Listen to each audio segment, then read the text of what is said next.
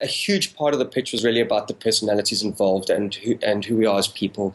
There was a thought piece, obviously, but I got the real sense that the feeling was more about will we connect with this agency? Because if that is in place, the rest can be worked out. So it was thorough in a completely different way. There were no clients sitting there ticking the boxes, and there was no score sheet. I feel like they made the decision based on how they felt about us rather than what the scorecard said. But they really did absolutely delve into the work we'd done in the past and with our clients, and they wanted to know way more detail, not necessarily the strategy, but more about the feelings, that what made us choose that, what made us think like that. And then obviously there was a big, we had to convince them as an agency that we're up for it, from a sheer logistics point of view. And I felt like that was sort of easy to do relative to the rest.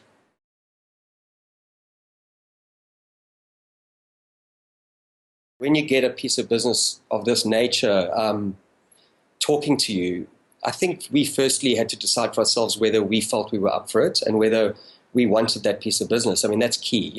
We don't pursue every piece of business because it's there.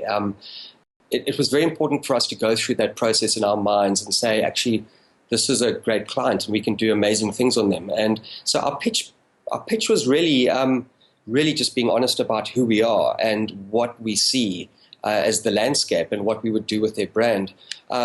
We obviously did research. We looked at markets around the world. I mean, for me, it's fascinating that people in this market see sort of retail as a slightly scary thing, but around the world, retail accounts are revered. Some of the greatest work in the world is done on retail clients, and we saw that very early in the process. The client sort of seems to be asking for it in such a clear way that we were encouraged by that, and we felt that we would be the agency that could do that for them.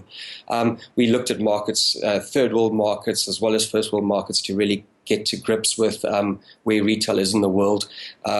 We engaged with BBH in London, who have recently won the Tesco account. We wanted to understand how an agency like that landed that account and how they physically geared up to handle that, because obviously that's an important factor.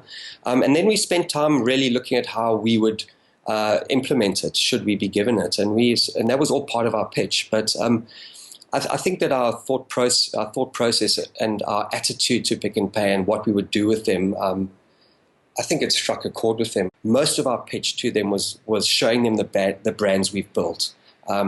Talked about the difficult circumstances in which we built those brands, the challenges we faced with those brands, and we got into that kind of detail quite deeply, which I hope played a big role in convincing them that where their brand is today will be stronger if we take it over. I think there's a tendency to kind of ring fence retail as if it's something that needs its own dedicated unit and therefore it sits outside of the normal agency process. And that's not something we intend to do. We intend to treat that brand just like any one of our brands, bring the best of our creative capability and strategic capability to that brand.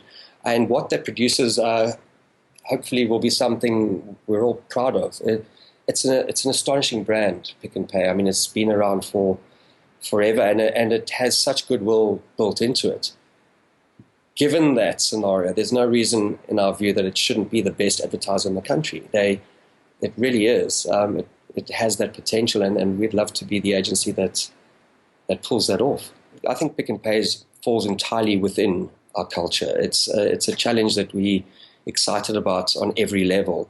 What we will do is the business will be handled in both offices, in King James II up in Johannesburg and in King James Cape Town.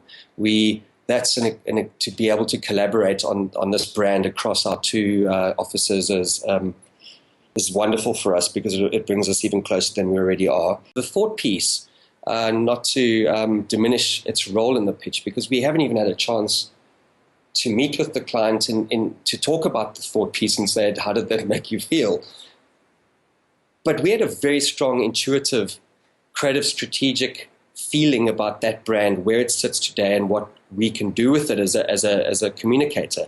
And I think that's quite important, to have a strong affinity with a brand before you start the process. And we talked about that. We didn't commit ourselves to creative work, but there was certainly a strong feeling about what that brand should stand for and how it should communicate and where it fits into the South African landscape.